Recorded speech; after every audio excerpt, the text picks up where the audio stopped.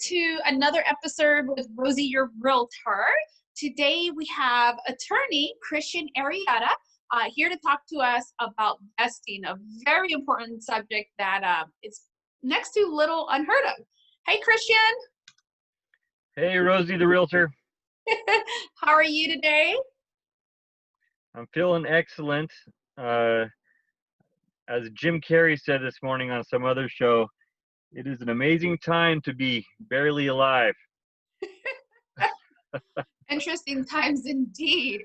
Indeed. Well, thank you so much for agreeing to do, to do this. I know I joke around about the subject, but definitely a subject that so many buyers, when they get their paperwork, really have no idea what to do or what to pick. And oftentimes something is just selected for them, not realizing that in some cases, especially those that stay in their homes for decades, what kind of effect the vesting they choose could have on them. So, but first, can you tell me a little bit about yourself? Sure. Well, yeah, again, I'm Cristian Arrieta, and I am the managing partner of Lowthorpe Richards, headquartered in Oxnard, also with offices in Santa Barbara, and we are a civil law firm. I practice in the discipline of trust and estates, which means I'm helping people with estate planning, anything having to do with administration of an inheritance, and litigation on the topic as well. Very good, very good. And are those all, you're saying those are all the areas that you personally cover? Right, that's the purview of trusts and estates generally. It touches up with business, it touches up obviously with property law, and the subject that you and I will discuss on regarding vesting of title.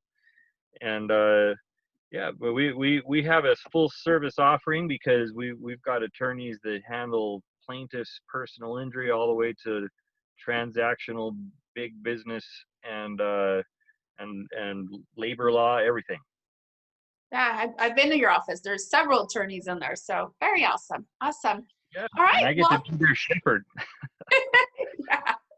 yeah, it's very nice office too, in a nice building. So, well, perfect. Well, let's get right into it. So, tell me about vesting and your take on it. Well, so we're talking about title to real property, and real property, I like to say, is one of the most sacrosanct forms of property in terms of how important it is for you to have it vested properly, which means how it's titled, because unlike other things you own, title to real property has to trace all the way back to the state of its origin. In California, that would be the state of California following 1850, and you ought to be able to trace the chain of title, so to speak, all the way back to its origin, so that you can confirm that it is, properly titled now. And if there's any sort of break in the link of that chain of title, then you have what's called a cloud on title, and you may not, in fact, own the property at all, depending on the consequence there. Yeah, that could be scary. Now, obviously, there's multiple ways in which somebody can hold title. Obviously, you being an attorney, one of the ways that I'm assuming you suggest is in a trust. Right. That's what we tell clients to do when you have real estate, and this is your biggest investment, and it is so important how it is titled. Remember that the only way that you can transfer title is by signing off on a deed of conveyance, and there is practically no other way to transfer title to real property. So when you die and you're on title to the property, how do your heirs or your loved ones take title to it? Well, there's no way for you to sign it over at that point.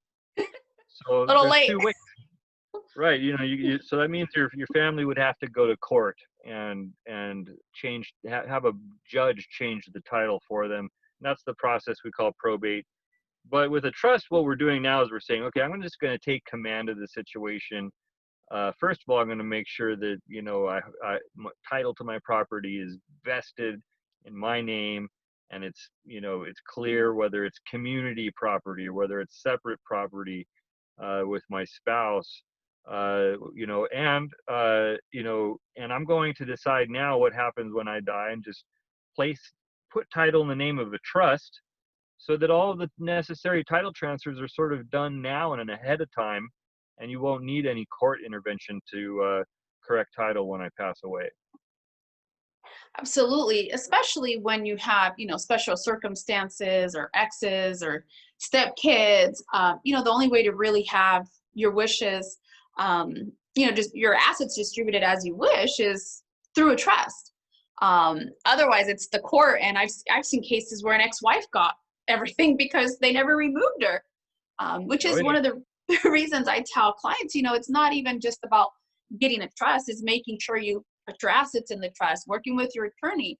I think a lot of times they meet with you one time, get their trust, and then years down the road, it's, so much has changed and they're not going back to you, or they refinance the home and they're not reaching out to someone like me saying, hey, can you make sure that I got put back in my trust? Because it does us no good if we think we got our ducks in a row, we refinance or get a divorce, and we're not updating it. Who's going to get what, and do you want the courts to decide that? I won't ask you. I mean, we can't really get into specifics of the different vestings of because everybody's, I know, situation is so unique.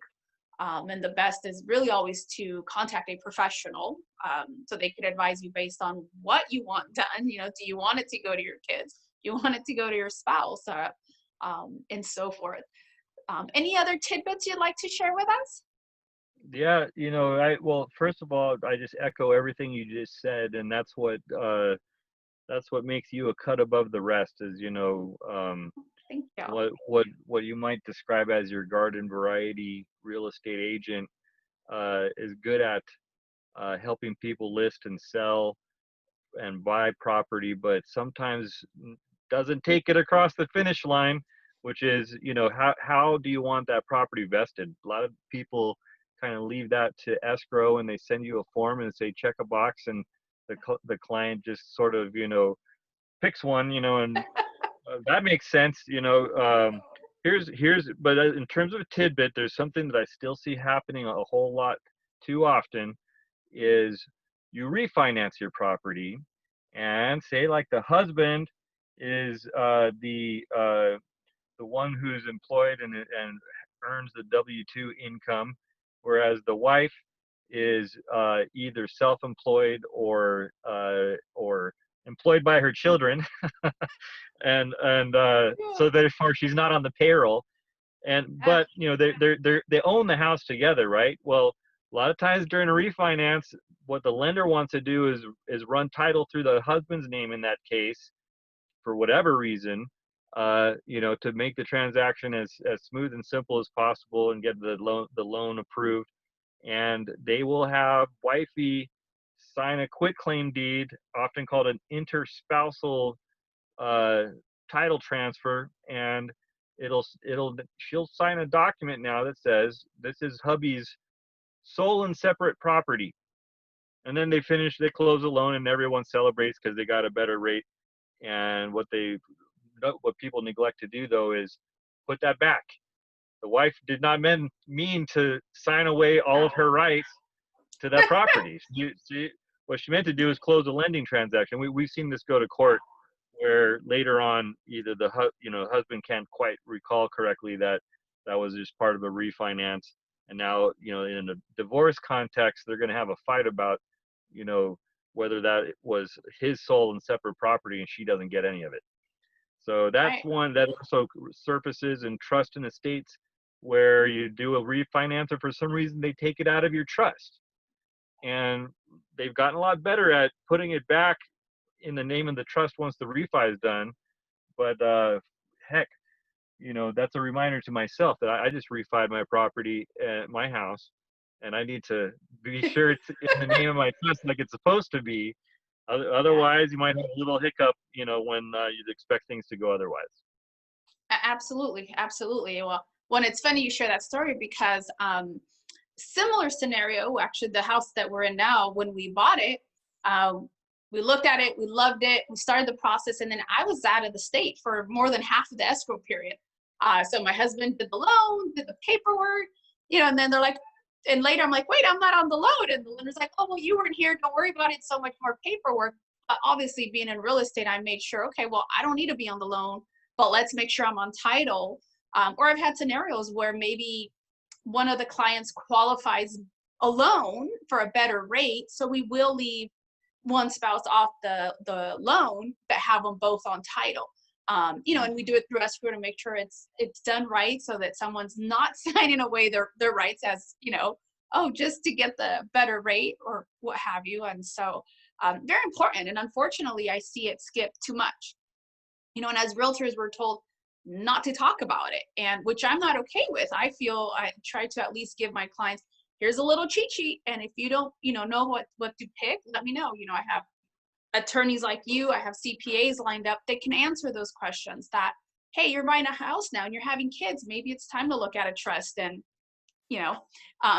make sure your ducks are in a row, because a lot can change. And unfortunately, I've seen in dealing with a lot of estate settlements and helping with probate cases, you see people, well, I was supposed to get it and this person's getting it. Well, you can't prove it once somebody's dead. So awesome. So Christian, if somebody wanted to contact you either for probate or getting a trust, the will, or even just investing questions, how could they do that? Well, just call me right up at the office, which is 805 981 8555. Or you can find me on the web. We have a website, lrmmt.com, but you can just Google my name, and as long as you throw attorney in there on the search, I'll come up. Otherwise, you might find yourself looking at a pretty boy soccer player from South America who shares my name, but he's like the only guy out there in Google who is hogging up my results. That's funny. I see you Googled yourself. Perfect. Well, and I put your All the business. time. You Just want for to the keep fun. yourself up there, don't you? Very fun. Uh, Very fun. Well, thank you so much for your time, Christian. I really appreciate it. I did put your business card out there, and obviously, if you want to get a hold of him and can't find him, give me a call. I have all his information. I will help you track him down. Just kidding. And if you ever need anything, also I'm here to help. all right. Well, thanks, Rosie. Thanks for having me as your guest. Yes, of course. Thank you again so much.